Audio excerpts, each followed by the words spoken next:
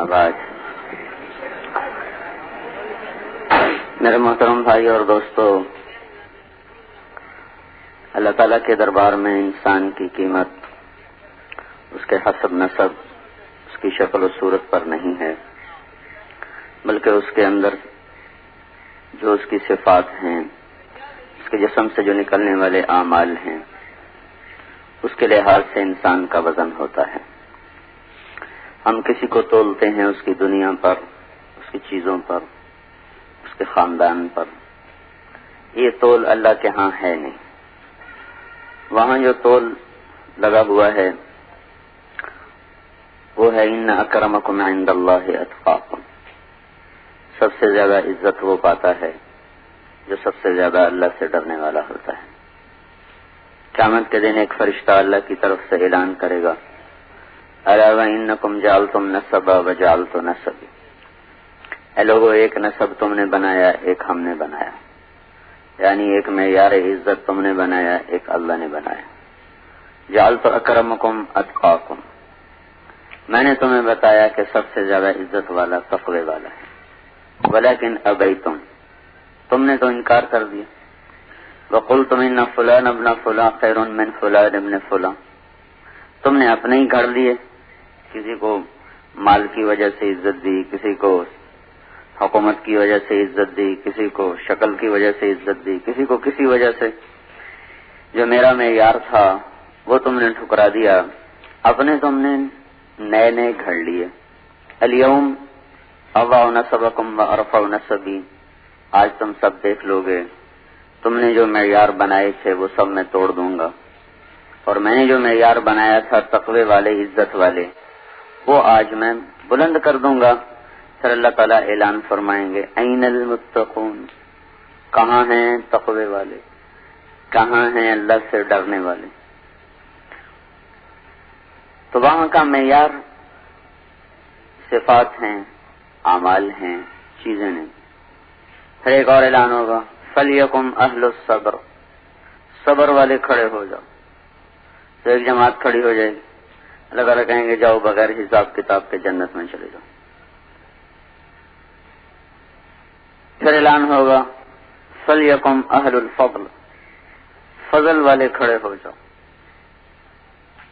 پھر ایک جماعت کھڑی ہوگی، اللہ تعالیٰ فرمائیں گے جاؤ بغیر حساب کتاب کے جنت میں چلے جاؤ۔ پھر اعلان ہوگا، فلیکم جیران اللہ، اللہ کے پڑوسی کھڑے ہو جاؤ۔ پھر ایک جماعت کھڑی ہوگی، اللہ تعالیٰ فرمائیں گے جاؤ بغیر حساب کتاب کے جنت میں چلے جاؤ۔ ایک اعلان ہوگا، این الائمہ، این الفقہاء، این المؤذنون، کہاں ہیں نمازیں پڑھانے والے، کہاں ہیں علم والے فقہاء، اور کہاں ہیں اذان دینے والے؟ لے بھائی، جن کو کوئی آج پوچھتا ہی کوئی نہیں۔ مؤذن تو بیچارہ ایک چپراسی سے بھی کم حیثیت رکھتا ہے۔ تو اللہ تعالیٰ ان کو بلا کر کہے گا چلو ان کے لیے ممبر بچھاؤ، ان کو بٹھاؤ، اور باقیوں کا کہے گا میں ان کا حساب لے لوں، تم یہاں آرام کرو۔ یہ وہاں کا معیار ہے، وہ اصلی ہے، وہ اللہ نے بنایا۔ جو ہم نے بنایا ہم بھی نقلی، ہمارے معیار بھی نقلی۔ تو انسان کی قیمت صفات پر ہے، اور صفات میں سب سے جو طاقتور اور سب عند اللہ انسان کو جانوروں کی صف سے نکال کر انسانوں کی صف میں کھڑا کرنے والی صفت ہے، وہ ایمان ہے۔ ایمان لانے سے انسان جانوروں سے نکل جاتا ہے، انسان انسانی شکل میں انسان ہوتا ہے، ورنہ اللہ تعالیٰ ارشاد فرماتے ہیں اولئک کالانعام بل ھم اضل، یہ جانور ہیں بلکہ جانوروں سے بھی بدتر ہیں۔ پھر اسی مضمون کو اور زیادہ شدت اور سختی کے ساتھ اللہ نے بیان فرمایا، انہم الا کالانعام بل اضل سبیلا، یہ جانور کے علاوہ کچھ اور ہے ہی نہیں، سوائے جانور کے اور کچھ انہیں کہا جا سکتا ہی نہیں، بلکہ ان سے بھی یہ بدراہ ہیں اور ان سے بھی زیادہ یہ گمراہ ہیں۔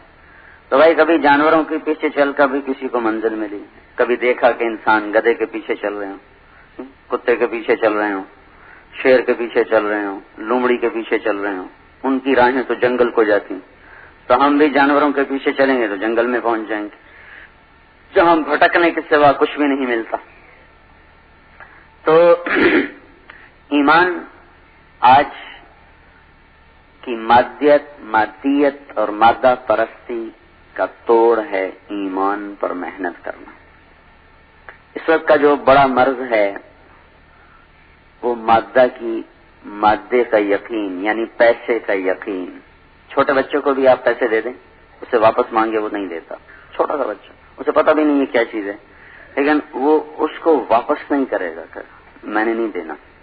یہ فضا کا اثر ہے، جیسے فضا میں سردی ہو تو چھوٹے بچے کو بھی لگتی ہے، بڑے کو بھی لگتی ہے۔ فضا میں گرمی ہو چھوٹے کو بھی محسوس ہوتی ہے، بڑے کو بھی محسوس ہوتی ہے۔ اس فضا میں پیسے کا یقین اور پیسے اور مادے کا یقین اتنا گہرا اور راسخ ہو چکا ہے۔ سکھر میں ہماری جماعت تھی تو کچھ لوگ آئے، میں نے ایک ساتھی سے کہا ان کو تیار کرو، نقد چلے۔ تو وہ ہمارے ساتھی نے بات شروع کی، انہوں نے کہا میرے پاس تو پیسے کوئی نہیں۔ اس نے کہا اللہ تعالیٰ سب کچھ کر سکتا ہے، پیسے کے بغیر بھی کرتا ہے اور پیسے کے ساتھ بھی اللہ ہی کرتا ہے، تو تم اللہ سے مانگو، اللہ کر دے گا انتظام۔ وہ کہنے لگا پیسے کے بغیر اللہ کیسے کر سکتا ہے؟ وہ ان کی آپس میں بات ہو رہی تھی، وہ میں نے نہیں سنی، لیکن جب ایک دم وہ زور سے بولا غصے سے تو وہ میرے کانوں میں پڑی۔ وہ پیسے کے بغیر اللہ کیسے کرے گا؟ تو اس قدر پستی پیسے کے بغیر کچھ نہیں ہو سکتا۔ یہ جو 6 نمبر ہے نا، 6 نمبر، یہ آج کے مرض کا ایک علاج ہے، کیونکہ اس وقت یقین ہے پیسے کا، جس چیز کا یقین ہوتا ہے اسی کی پرستش ہوتی ہے۔ پیسے ہی کی پرستش ہے، اس کے لیے جھوٹ بولتے ہیں، اس کے لیے سود پر چلتے ہیں، اس کے لیے خیانت کرتے ہیں، اس کے لیے رشوت لیتے ہیں، اس کے لیے قتل کرتے ہیں، پھر اسی کو سیکھتے ہیں بڑے بڑے MBA کالج اور میڈیکل کالج اور ڈگری کالج اور فلاں کالج اور فلاں کالج۔ اس کے پیچھے ہے کیا؟ پیسہ ہے۔ اگر یہ اعلان ہو جائے کہ کسی ڈاکٹر کو نوکری نہیں ملے گی، جو جھاڑو دینا اچھی طرح جانے گا اس کو 22واں گریڈ ملے گا، سب جھاڑو پکڑ لیں گے۔ اگر یہ حکومت اعلان کر دے کسی ڈاکٹر کو ایک پیسہ نہیں ملے گا، کسی انجینئر کو ایک پیسہ نہیں ملے گا، کسی ماسٹر آف بزنس کو ایک پیسے کی نوکری نہیں ملے گی، جو نالیاں صاف کرنا اچھی طرح جانتا اس کو 1 لاکھ روپیہ مہینے کی تنخواہ ملے گی، یہ سارے لڑکوں کے ہاتھ میں جھاڑو ہوں گے۔ تو جو سیکھنا سکھانا ہے اس کے پیچھے بھی پیسہ محرک ہے، پھر سارا دن تذکرے بھی اسی کے ہیں۔ پھر پیسے کو وزن پر انسان کا وزن کیا جاتا ہے، پیسے کے وزن پر، چیزوں کے وزن پر انسان کا وزن کیا جاتا ہے، اسی کو مقصود بنا کے سفر کیے جاتے ہیں، اسی کی سارا دن بازاروں میں تبلیغ ہو رہی ہے، اسی کی سارا دن شہروں میں تبلیغ ہو رہی، دیہاتوں میں تبلیغ ہو رہی، سارے عالم میں تبلیغ ہو رہی ہے۔ تو ایک جو جڑ ہے مذہب، اس کے گرد یہ چند چیزیں انسان ان کو لے کر گردش کر رہا ہے۔ اس کا یقین، اسی کی پوجا، اسی کو سیکھنا، اسی کے تذکرے، اسی پر انسانوں کو تولنا، اسی پر انسانوں کا وزن کرنا، اور اسی کو بنیاد بنا کر محنت کرنا، اور اسی کو لے کر دنیا میں پھرنا۔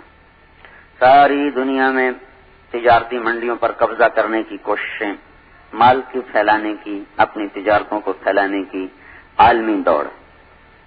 ایمان پر جو محنت ہے یہ پہلی جڑ کاٹ دے گی۔ جو سب پیسے کا یقین اترا ہوا ہے، جو لا الہ الا اللہ پر محنت کرے گا اور اس کے دل میں لا الہ الا اللہ راسخ ہو جائے گا، اس کے اندر سے سب سے پہلی برائی نکل جائے گی، پیسے والا یقین اس کا نکلے گا۔ اور یقین بڑا مشکل سبق ہے اسلام میں۔ اندیکھی چیز پر اعتماد کر کے چلنا اور نظر آنے والی چیزوں کو جھٹلانا یہ آسان چیز نہیں ہوتی۔ حضرت عیسیٰ علیہ السلام کا فرمان ہے لو کان لابن آدم قدر شعیر من الیقین مشى علی الماء، یہ اگر انسان کے پاس ایک جو کے دانے کے برابر بھی یقین ہو تو یہ پانیوں پہ چل سکتا ہے، پانی اس کا کچھ بگاڑ نہیں سکے گا۔ اتنا کو یقین نصیب ہو جائے، بنانے والے کی طرف طبیعت متوجہ ہو جائے کہ جب ایک چیز خود بنی نہیں، اپنی ذات سے شکل نہیں، اپنی ذات سے صفات نہیں، اپنی ذات سے وجود نہیں، اپنی ذات سے بقا نہیں، اپنی ذات سے حرکت نہیں، اپنی ذات سے سکون نہیں، اپنی ذات سے روانی نہیں، اپنی ذات سے جماؤ نہیں، اپنی ذات سے اس کی اڑان نہیں، اپنی ذات سے اس کی قیمت نہیں، اپنی ذات سے اس کی نقل و حرکت نہیں. کچھ نہ تھا اور اللہ تھا، کچھ نہ تھا اور اللہ تھا. اللہ اس طرح تھا کہ اس کی کوئی ابتدا نہ تھی. هو الاول بلا بدایا، ایسا اول ہے جس سے پہلے کچھ نہیں، جس کی ابتدا کوئی نہیں. هو الاخر بلا نہایا، ایسا آخر ہے کہ اس کی کوئی انتہا کوئی نہیں. وہ ایسا قدیم ہے جو ابتدا سے پاک ہے، ایسا دائمی ہے جو انتہا سے پاک ہے. وہ اپنی ذات میں ایسا ہے، نہ کسی سے بنا، نہ کوئی اس سے بنا، نہ کوئی اس سے نکلا، نہ وہ کسی سے نکلا، نہ کسی سے وراثت ملی، نہ آگے اس کا کوئی وارث. یہ چیز کسی کو بھی کمزور کر دیتی، کسی سے لینا اور آگے دینا، یہ کمزور کر دینے والی چیز ہے. اللہ وہ ذات ہے، نہ اوپر سے کہیں سے اس کو ملک ملا ہے، نہ آگے اس کا کوئی وارث ہے جس کو وہ دے گا کہ اس سے وہ دب کے چلے. اولاد بڑی ہو جائے، ماں باپ دبنا شروع ہو جاتے ہیں، ماں باپ چپ ہونا شروع ہو جاتے ہیں، اولادیں ان کی آوازیں بلند ہونا شروع ہو جاتی ہیں. تو اللہ تعالیٰ وہ ذات ہے میرے بھائیو، جب کچھ نہیں تھا وہ موجود تھا، پھر سب کچھ بنایا، کچھ نہ سے بنایا. خالق بنانے والا، خالق بنانے والا، مبدی بنانے والا. کون سا بنانے والا؟ ہم نے یہ سٹینڈ لوہے سے بنایا اور یہ ممبر لکڑی سے بنایا اور یہ پنکھے لوہے سے بنائے. مبدی وہ بنانے والا جو کچھ نہ ہو اور سب کچھ بنا دے، جو لوہے کے بغیر لوہا بنائے مبدی، جو لکڑی کے بغیر لکڑی بنائے مبدی، جو پانی کا قطرہ نہ ہو اور سمندر بنا دے، جو درختوں کا پتا نہ ہو اور جنگل بنا دے، جو ریت کا ذرہ نہ ہو اور صحرا بنا دے، مٹی کا ڈھیلا نہ ہو اور زمین بچھا دے، پتھر کا سنگریزہ نہ ہو اور ہمالیہ جیسے پہاڑ بنا دے، برف کا ایک ذرہ نہ ہو اور سفید چادر سے لاکھوں سال سے پہاڑوں کو ڈھانپ کے دکھا دے، اور ایک کرن نہ ہو اور سورج بنا دے، ایک کرن نہ ہو اور چاند بنا دے، ایک کرن نہ ہو اور ستارے بنا دے، اور کہیں دور دور تک کسی جانور کا نشان نہ ہو اور لاکھوں کروڑوں قسم کے جانور بنا دے. مبدی کچھ نہیں اور بناتا جا رہا ہے. ہم چیزوں سے چیزیں بنا رہے، اللہ بغیر چیزوں کے بنا رہا. شیر نہیں، شیروں کی شکلیں بنا دی. چیتا نہیں، چیتے کی شکل بنا دی. انسان کوئی نہیں، انسان کو بنا دیا. ہوا کوئی نہیں، ہوا کو بنا دیا. عرش کوئی نہیں، عرش کو بنا دیا. فرشتے کوئی نہیں، فرشتوں کو بنا دیا. جنت کوئی نہیں، جنت کو بنا دیا. سونے کے بغیر سونا بنا دیا، چاندی کے بغیر چاندی کو بنا دیا. المبدی خالق ہے، خالق بنانے والا. لیکن بنانے والے کے ساتھ ایک ایسی صفت لگی ہوئی ہے، کچھ نہیں اور سب کچھ بناتا ہے. بدیع بھی ہے، بدیع السماوات والارض. بدیع بھی بنانے والا ہے. کون سا بنانے والا؟ جو بغیر نمونے کے بنائے، ہر چیز اس طرح بنائے، پہلے سے ماڈل کوئی نہیں، پہلے سے نمونہ کوئی نہیں، پہلے سے شکل کوئی نہیں، پہلے سے ڈیزائن کوئی نہیں. بغیر نمونے، بغیر شکل، بغیر ڈیزائن کے اپنے علم سے، اپنے قدرت سے جیسا چاہتا ہے ویسا بناتا چلا جاتا ہے، جیسا چاہتا ہے ویسا بناتا چلا جاتا ہے. اللہ کے سامنے شیروں کی شکلیں نہیں پڑی تھی جن کو دیکھ کے شیر بنا دیا. انسان کی شکل نہیں تھی جس کو دیکھ کے آدم بنا دیا. عقاب کی شکل نہیں تھی جس کو دیکھ کے عقاب اور شاہین بنا دیا.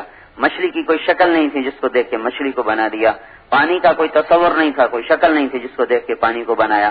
ساری کائنات کے بحر و بر کو، زمین اور آسمان کو، سرا اور سریا، شرق و غرب، کسی چیز کا کوئی وجود نہ تھا، بنایا.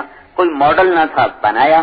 پھر اس بنانے میں اپنی طاقت، اپنی تصویر میں، اپنی تخلیق میں، اپنی تقدیر میں، اپنے اندازے میں، سبح اسم ربک الاعلی الذی خلق فسوی والذی قدر فہدی. بنانا، تقدیر، تخلیق، تدبیر، اس میں ایسا کامل ہے. ایک وقت میں صرف دنیا میں جو عورتیں ہیں، ان کے اندر حمل ٹھہر رہا اور مختلف مراحل میں بچے چل رہے ہیں. اسی وقت میں کروڑوں مادہ جانور ہیں چوپائے، ان کے اندر حمل ٹھہر رہا. اسی وقت میں کھرب مچھر مادہ ہیں، ایک ایک مادہ 300 انڈے دیتی ہے. ایک شہد کی مکھی 30 ہزار انڈے دیتی ہے. اور اس طرح جانوروں میں انڈے دینے والے، مچھلیاں سمندر میں انڈے دینے والی، درختوں پہ پرندے انڈے دینے والے کروڑ ہا کروڑ، ارب ہا ارب، کھرب ہا کھرب. پرندے اور مخلوقات ہیں، پھر یہ تمام کے تمام اللہ تعالیٰ کے کارخانہ قدرت میں ایک وقت میں بن رہے ہیں، اور ایک وقت میں کروڑوں قسم کی مختلف قسم کی مصنوعات تیار ہو رہی، مخلوقات تیار ہو رہی ہیں۔ ماں کے پیٹ میں کہیں بچہ بن چکا ہے، کہیں بن رہا ہے، کسی کے پیٹ میں آنکھ بن رہی، کسی کا ہاتھ بن رہا، کسی کے ناخن بن رہے، کسی کے پاؤں بن رہے، کسی کی کمر کی ہڈی بن رہی، کسی کا دل بن رہا، کہیں پھیپھڑے بن رہے، کہیں کان بن رہے، کہیں دماغ بن رہا، کہیں زبان بن رہی، اور کہیں ہاتھ بن رہا، کہیں اس کی انگلیاں بن رہی، کہیں کوہنی بن رہی، کہیں چھاتی بن رہی، کہیں سینہ بن رہا، کہیں پھیپھڑے بن رہے، کہیں آنتیں بن رہی، کہیں جگر بن رہا، کہیں تلی بن رہی، کہیں مثانہ بن رہا، کہیں ٹانگیں بن رہی، کہیں ران بن رہی، کہیں گھٹنے بن رہے، کہیں ہڈیاں بن رہی، کہیں گوشت چڑھایا جا رہا، کہیں کھال لگائی جا رہی، کہیں آنکھوں میں رنگ بھرا جا رہا، اور اس کا ڈیزائن ایسا بنایا جا رہا ہے کہ دھرتی میں کوئی آنکھ ایسی نہ ہو، انگلی بنائی جا رہی، ایسی بنائی جا رہی کہ دھرتی میں کسی کی کوئی انگلی ایسی نہ ہو۔ انگلی چھوڑو بھائی، یہ جو پورے ہیں پورے، ان پہ لگنے والی لکیریں بھی ایک جیسی نہ ہوں۔ یہ سارا نظام اللہ تعالیٰ ایک وقت میں بنا رہا، دیکھ رہا، چلا رہا۔ اسی کے ساتھ خرب انڈے پڑے ہوئے، ان سب پر اللہ کی تدبیر چل رہی، تقدیر چل رہی، تخلیق چل رہی، اللہ تعالیٰ کا نظام چل رہا۔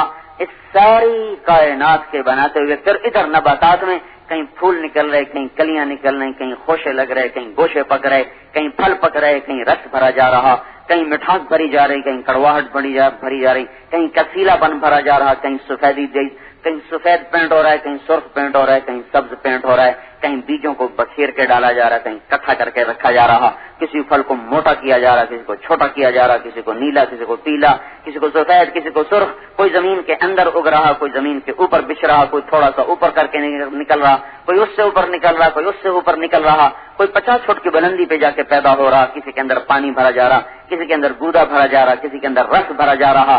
گنے کے اندر اللہ تعالیٰ شربت کی بوتلیں تیار کر کے پیک کر کے نکال رہا۔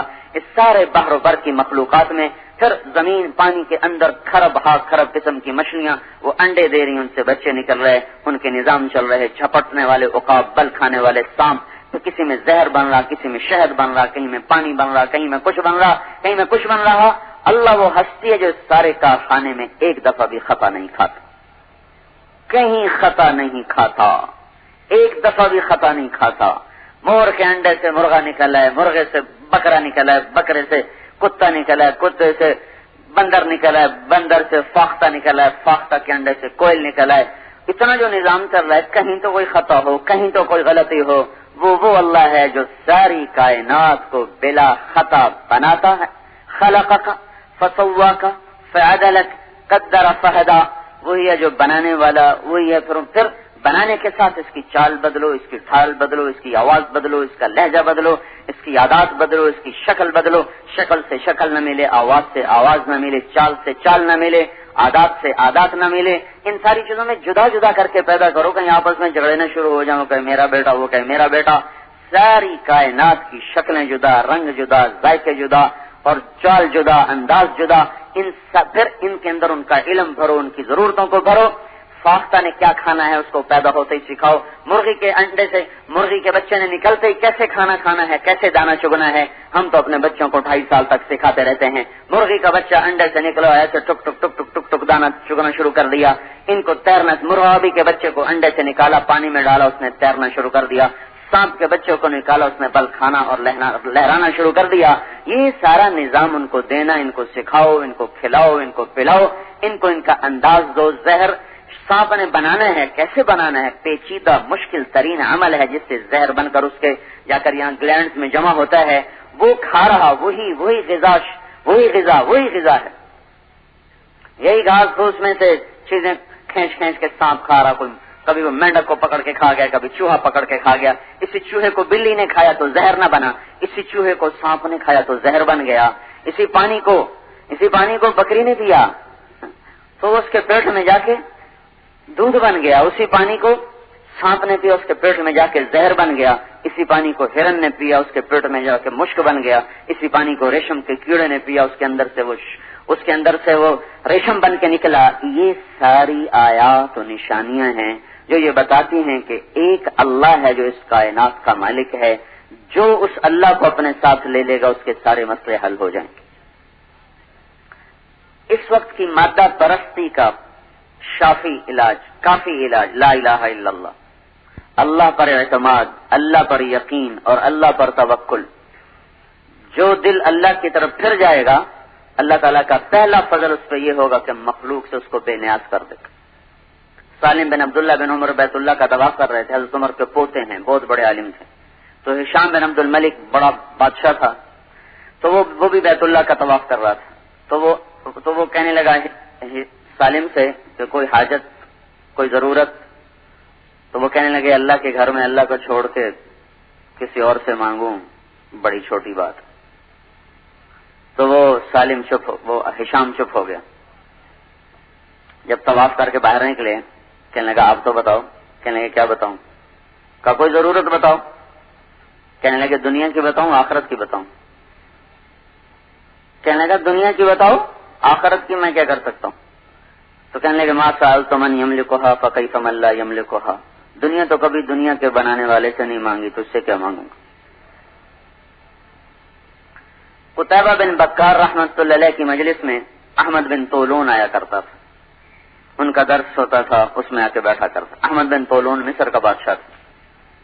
ہر سال 1000 دینار ہوتا تھا 4.5 ماشے سونے کا. 1000 دینار کی تھیلی سر مہر لگی ہوئی، سرکاری مہر لگی ہوئی، ان کی خدمت میں ہدیہ پیش کرتا تھا. 18 برس ان کی خدمت میں آ کے بیٹھتا رہا اور ہر سال 1000 دینار کی تھیلی ان کی خدمت میں پیش کرتا رہا. اور یہ وہ دور تھا، 1 دینار ہوتا تھا 15 درہم کا. 1 دینار کے 15 درہم آتے تھے. اور اس زمانے میں، اس دور میں 300 درہم کے ساتھ ایک متوسط گھر آسانی سے سال گزار لیتا تھا. 300 درہم کے ساتھ ایک متوسط گھرانہ کشادگی سے سال پورا کر لیتا تھا. اس دور میں وہ دیا کرتا تھا 1000 دینار سالانہ. 18 برس کے بعد ایک فتوے میں ضرورت پڑ گئی ان کے دستخط کی. فتویٰ صحیح نہیں تھا، پیچھے خلافت کا مسئلہ تھا، اس میں کچھ تبدیلی تھی، چاہتے تھے. تو انہوں نے فتویٰ دینے سے انکار کر دیا. تو وہ غصے میں کہنے لگا میرے پیسے واپس کرو، یا فتوے پہ دستخط کرو یا میرے پیسے واپس کرو. اب اسے خیال تھا کون پیسے رکھتا ہے 18 سال. انہوں نے کہا جی بہت اچھا. گھر گئے اور 18 کی 18 تھیلیاں، ان کی مہریں بھی نہیں ٹوٹی تھیں، ویسے لا کر اس کے منہ پہ ماری. کہ صرف 18,000 پہ تو میرا ایمان خریدنا چاہتا ہے، صرف 18,000 پر. سارا جہان بھی دے دے تو یہ کام نہ کروں. ہاں بھائی، آج کے غلامی ہے، پیسے کا یقین غلامی ہے، بدترین غلامی ہے. سنے تہذیب حاضر کے گرفتار، غلامی سے ہے بدتر بے یقینی. اللہ پر یقین کا اٹھ جانا اور مال اور جیب پہ یقین کا آ جانا، یہ بدترین غلامی ہے.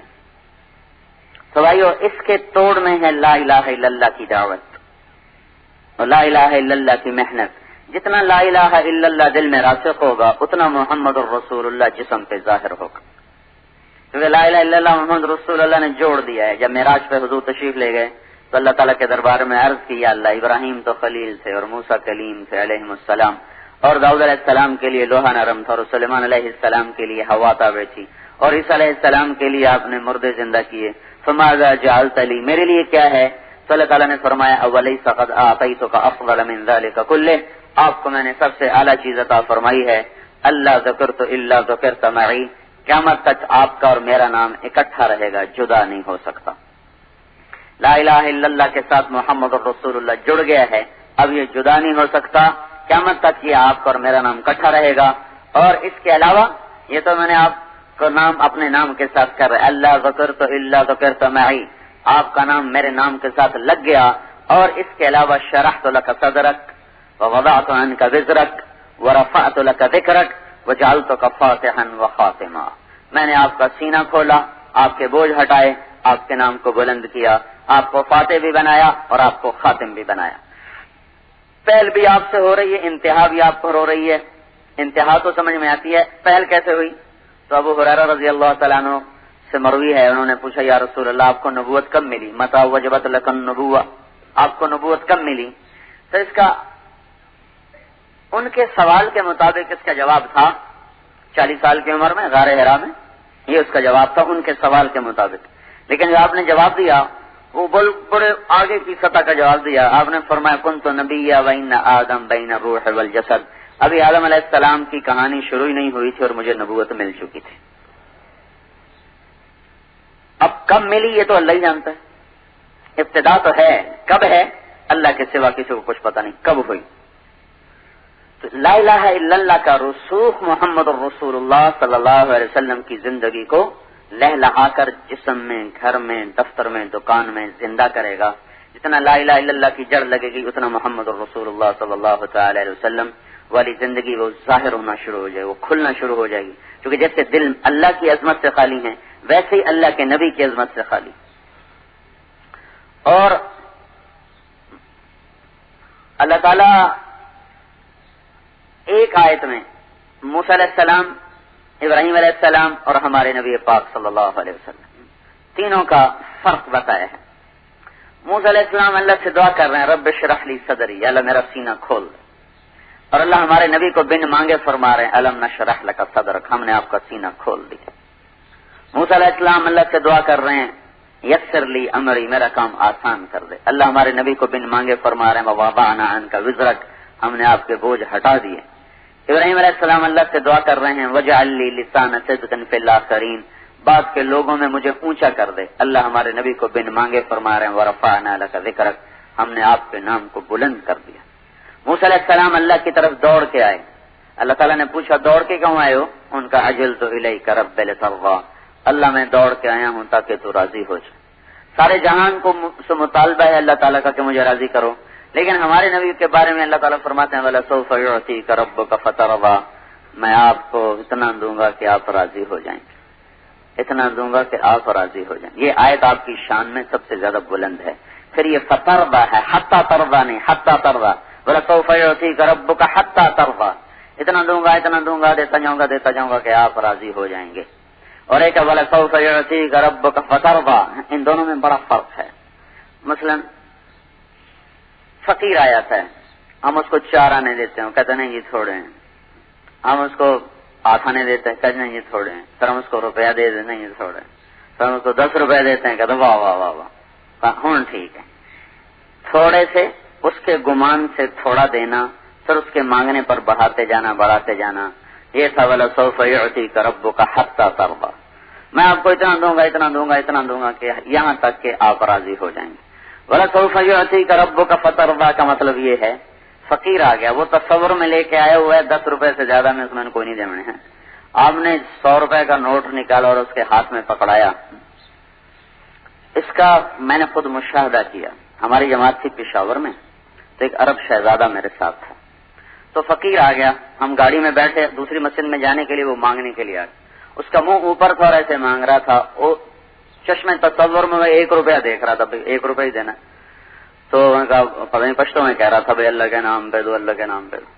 تو اس نے جیب سے 100 روپے نہیں، یہ 84 کی بات، اس میں 100 روپے بہت زیادہ تھا. تو اس نے 100 نیچے نہیں دیکھ رہا تھا، اوپر ہی دیکھ رہا تھا. تو اس نے جب نوٹ پکڑا تو ایسے تو اس نے نیچے دیکھا، ایک دم جو اس کی نکلی نا پشتوں میں، اور پھر وہ بھاگا. وہ سمجھا شاید غلطی میں دے دیا کہیں واپس نہ لے لے، بھاگا وہاں سے، پیچھے مڑ کے نہیں. پھر اس نے دیکھا اور میں نے کہا تو ہمارے فقیروں کا مزاج خراب کر رہا ہے. لیکن ہم تو 4 آنے دیتے، تو انہیں اکٹھا 100 روپے دے دی. یہ ہے فترضیٰ. کسی کو پہلے ہی لمحے، پہلی ہی دفعہ اس کی سوچ تصور سے اتنا دے دینا کہ اس کی سوچ اور تصور سے بڑھ کر ہو، تو ایک دم وہ خوشی سے اچھل پڑے گا. تو یہ ہے وَلَسَوْفَ يُعْطِيكَ رَبُّكَ فَتَرْضَىٰ. یہ جو فا کا لفظ ہے، فا، یہ یہاں یہ معنی دے رہا ہے کہ میرے نبی جتنا بھی تو سوچ لینا، جب میں تجھے دوں گا نا تو اس سے بھی زیادہ دوں گا. خود ہمارے نبی کی سوچ کتنی زیادہ ہے. اللہ کے بعد اگر کسی کو علم ہے تو اللہ کے نبی کو. وہب بن منبہ رحمت اللہ علیہ کا قول ہے کہ سارے بنی نوع انسان بشمول انبیاء کے اللہ تعالیٰ نے سارے نبیوں انسانوں کو جو عقل دی، جو علم دیا، اس کی مثال ہے ایک ذرے. جو ہمارے نبی کو علم اور عقل دیا اس کی مثال ہے ایک صحرا کی. صحرا تو ذرے اور صحرا میں جو نسبت ہے وہ ساری دنیا کے انسانوں کے علم فہم کو حضور صلی اللہ علیہ وسلم کی فہم کے ساتھ وہ نسبت ہے. اور اللہ تعالیٰ یوں کہہ رہا ہے کہ پہلی ہی دفعہ تمہیں اتنا دوں گا کہ تو دیکھتے ہی خوش ہو جائے گا, خوشی سے اچھل پڑے گا. یہ خطردہ کا ترجمہ اگر یوں کیا جائے کہ میں آپ کو اتنا دوں گا کہ آپ خوشی سے اچھل پڑیں گے, تو یہ کوئی قاعدے کے خلاف نہیں ہے. خطردہ ایک دم بس آپ راضی ہو جائیں گے. یہ جو اللہ اپنے محبوب کو راضی کرنے کے لیے ایسے ناز نخرے برداشت کر رہا ہو, تو بھائی ہم تو اس کے امتی ہیں, ہم اللہ کے بعد اگر کسی کا ہم پر احسان ہے تو اللہ کے نبی کا ہے. تو ان کے سانچوں میں, ان کے طریقوں میں ڈھل کے چلنا, یہ اللہ کے دربار میں عزت اور کامیابی کا راستہ ہے. پھر اس کے بعد ہے کہ لوگ ویسے ہیں کہ پجاری بنے پڑے ہیں تو اس کے توڑ میں نماز ہے کہ اللہ کی پوجا ہمیں آ جائے. ابھی ہم نماز پڑھتے ہیں, لیکن یہ وہ نماز نہیں ہے جو اللہ ہم سے چاہتا ہے. اللہ ہم سے جو نماز چاہتا ہے وہ ہے اقم الصلاۃ لذکری, میری یاد والی نماز ہو. جب اللہ اکبر کہو تو پھر اللہ کے سوا کوئی اس میں اور آنے نہ پائے, کسی اور کی طرف دھیان نہ جائے. ابن القیم رحمۃ اللہ علیہ نے اپنی کتاب مدارج السالکین میں نمازیوں کے 5 درجے لکھے کہ نمازی 5 طرح کے ہوتے. ایک نمازی وہ ہے جو کبھی 5 پڑھ لیتا ہے, کبھی 5 چھوڑ دیتا ہے, کبھی 2 پڑھ لیتا ہے, کبھی 3 پڑھ لیتا ہے. یہ جہنم میں جائے گا. المتہاون یہ ہے معاقب, یہ تو جہنم میں جائے گا. دوسرا نمازی ہے مواظب, جو پکا نمازی ہے, لیکن جب وہ اللہ کے سامنے آتا ہے ایک پل کے لیے بھی اسے خیال نہیں کہ میں کس بادشاہ کے سامنے کھڑا ہوں. وہ نماز میں بھی اپنی دنیا میں مشغول ہوتا ہے, من بسو مشغول تو عمر و زید, اللہ اس کی طرف متوجہ اور وہ اللہ کو چھوڑ کر کسی اور کی طرف متوجہ. یہ نمازی محاسب ہے, محاسب, ڈانٹ ڈپٹ, حساب ہوگا, حساب. تیسرا نمازی وہ ہے جب اللہ اکبر کہتا ہے تو کوشش کرتا ہے اللہ کے سامنے کھڑا رہوں, لیکن کبھی اللہ کے سامنے, کبھی گھر کے سامنے, کبھی اللہ سامنے, کبھی دکان سامنے, کبھی اللہ سامنے, کبھی دفتر سامنے. تو وہ اس طرح ڈولتا رہتا ہے, کوشش بھی نہیں چھوڑتا اور پورا بھی نہیں ہوتا. تو یہ اس کے بارے میں لکھا ہے معفو عنہ, اس سے درگزر ہو جائے گی. چلو بھائی 33 نمبر دے کے پاس کر دو. چھوڑو 3rd ڈویژن پاس. 3rd ڈویژن پاس کو بھی کبھی نوکری ملی تو 1st ڈویژن کو نہیں ملتی. تو یہ پاس ہو جائے گا, ڈنڈوں سے سزا سے بچ جائے گا. 4تھے درجے کا نمازی وہ ہے جب وہ اللہ اکبر کہتا ہے تو پھر اللہ ہی کے دھیان میں ہوتا ہے, کسی اور کا دھیان, کسی اور کا خیال, کسی اور کا تصور ایک پل کے لیے بھی اس کے اندر میں داخل نہیں ہوتا. یہ ہے ماجور. یہاں سے نماز کے برکتیں, وعدے, اجر و ثواب شروع ہوتے ہیں. قرآن میں نماز کے اجر و ثواب, حدیث پاک میں نماز کے اجر و ثواب یہاں سے شروع ہوتے ہیں. جو اللہ اکبر کے بعد صرف اللہ کے دھیان میں ہوتا ہے اور اللہ کے سوا کسی کے تصور میں نہیں کھڑا ہوتا, یہ 4تھے درجے کا نمازی. 5ویں درجے کا نمازی وہ ہے جب وہ اللہ اکبر کہتا ہے تو نماز اس کی آنکھوں کی ٹھنڈک بن جاتی. جعلت قرۃ عینی فی الصلاۃ, آنکھوں کی ٹھنڈک نماز. ابو ریحانہ رضی اللہ تعالیٰ عنہ سفر سے واپس آئے, ان کی بیوی گھر میں داخل ہوئے, سفر سے واپس آئے, بیوی کو بھی انتظار, خامند کو بھی انتظار, خلوت میں ہیں. اسے کہنے کہ میں 2 نفل پڑھ لوں پھر بیٹھتا ہوں تیرے پاس.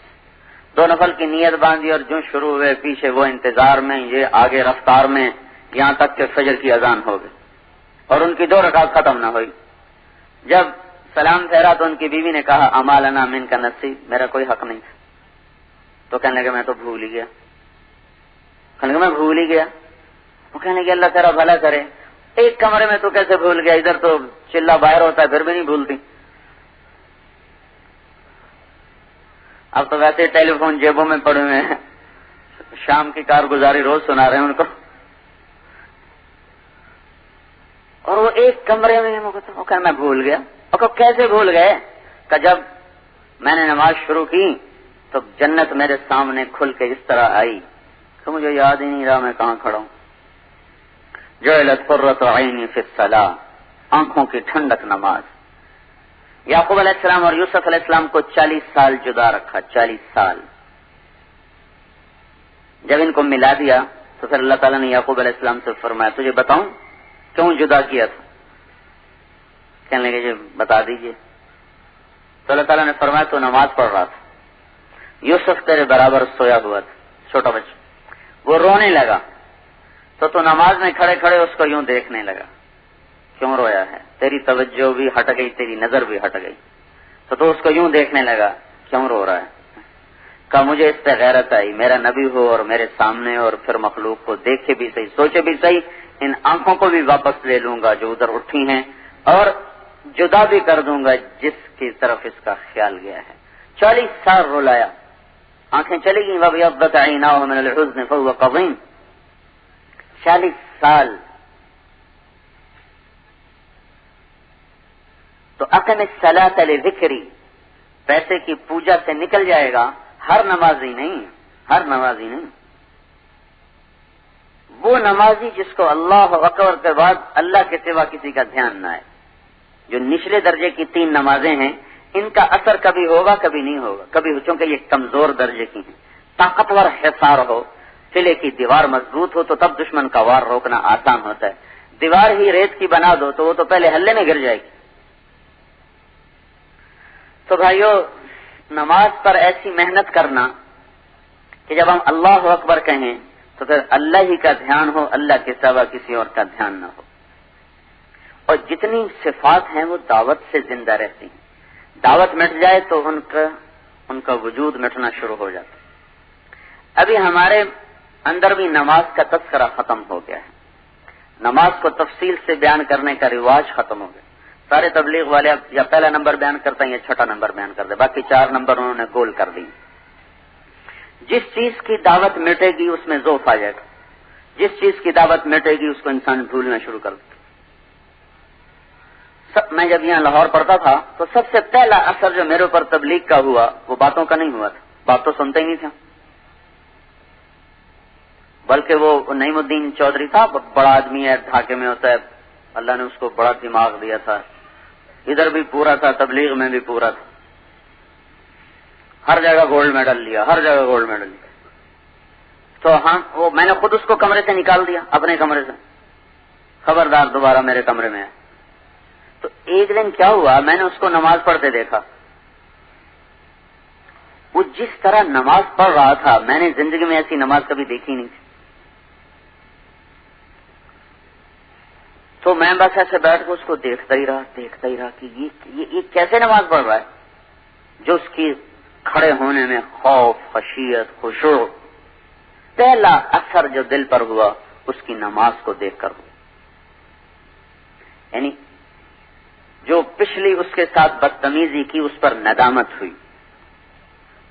پھر جو دوسرا اثر ہوا وہ بھی نماز کا ہوا کہ میں آیا نیو ہاسٹل کچھ اپنے دوستوں سے ملنے کے لیے، تو کینٹین کے باہر وہ ٹیبلز ہوتے تھے، اس میں ہم بیٹھے کچھ کھا پی رہے تھے، اتنے میں عصر کی اذان ہو گئی، مسجد ہاسٹل کے اندر تھی، میرا منہ اس طرح تھا سامنے بلاک کی طرف، تو سامنے سیڑھیاں تھیں، تو میں نے دیکھا وہ سیڑھیوں سے گھسٹتا ہوا نیچے آ رہا، تو اس کی ٹانگ ٹوٹی ہوئی تھی، بساکیاں تھیں نہیں، تو اس نے ساری سیڑھیوں کو گھسٹتے ہوئے وہ عبور کیا، نیچے اترا، پورا یہاں سے لے کر وہاں تک مسجد تھی، اتنا لمبا برآمدہ تھا، یہ سارا وہ گھسٹتا ہوا گیا، اور ہم ہنس رہے تھے، کھلکھلا رہے تھے، ایک دم جو اس پہ نظر پڑی تو چپ ہم، اور ہم اس کو دیکھ رہے، ہماری نظریں اس کا تعاقب کر رہی، اور وہ اسی طرح گھسٹتا ہوا گیا، اور جا کر اس نے نماز پڑھی، پھر تھوڑی دیر بعد ہم نے اس کو نکلتے دیکھا، وہ بھی اسی طرح وہ گھسٹتا ہوا واپس گیا اور ساری سیڑھیاں چڑھ کر اپنے وہ کمرے میں گیا۔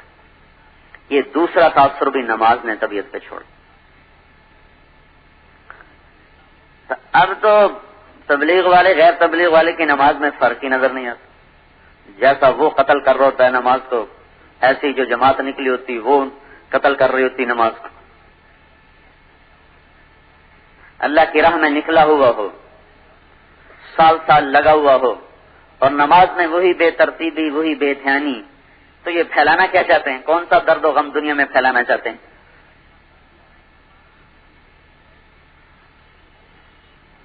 ساری دنیا کے مسائل کی چابی ہے 2 نفل، 2 رکعت۔ اللہ کے نبی نے کر کے دکھایا، بتلا کے سن، قم فصلی فإن فی الصلاۃ شفاء، اٹھ ابو ہریرہ پڑھ نماز میں شفا ہے۔ 4 دن گزر گئے، گھر میں کچھ نہیں۔ 3 دن کا فاقہ تو آپ برداشت کیا کرتے تھے، 4تھا دن آ گیا کچھ نہیں۔ عائشہ رضی اللہ تعالیٰ نے سے کہنے لگے اب تو اللہ سے مانگتا ہوں جا کے۔ تم کہاں گئے مانگنے؟ مسجد میں 2 رکعت کی نیت باندھی، ایک ستون کے پیچھے سلام پھیرا، پھر دوسرے ستون کے پیچھے نیت باندھی، پھر سلام پھیرا، پھر تیسرے ستون کے پیچھے۔ ستون بہت زیادہ تھے مسجد نبوی میں کھجور کے، جگہ بدل رہے نفل پڑھ رہے، جگہ بدل رہے نفل پڑھ رہے۔ پیچھے سے حضرت عثمان رضی اللہ تعالیٰ عنہ آئے، تو انہوں نے پوچھا اللہ کے رسول کہاں ہیں؟ تو حضرت عائشہ نے فرمایا ما طعم آل رسول اللہ من 4 ایام شیئا، 4 دن ہو گئے تھے آل رسول کے گھر میں کچھ بھی نہ تھا۔ نماز پڑھنے گئے، اللہ سے مانگنے گئے۔